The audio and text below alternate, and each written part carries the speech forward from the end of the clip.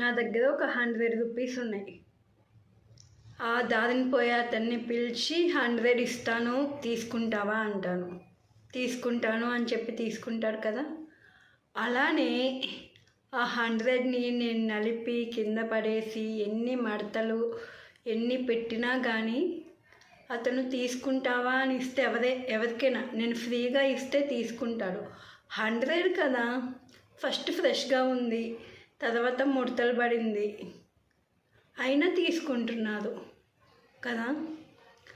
అలానే నిన్ను ఎంతమంది విమర్శించినా, ఎన్ని అవమానాలు చేసినా, ఎంత రెచ్చగొట్టినా నీ వాల్యూ అన్నది నీ వాల్యూ తెలిసినంత వరకు నీ వాల్యూ తగ్గదు. సో ఎవరో ఏదో అన్నారు అని చెప్పి నువ్వు బాధపడ్డం మానేసి నీ సెల్ఫ్ రెస్పెక్ట్ అనేది నీకు ఉండాలి. పక్కన వాళ్ళ గురించి మర్చిపో. మన వాల్యూ ఏంటో మనకు తెలుసు, మనలో టాలెంట్ మనకు తెలుసు, వాళ్ళకి తెలవాల్సిన పని లేదు.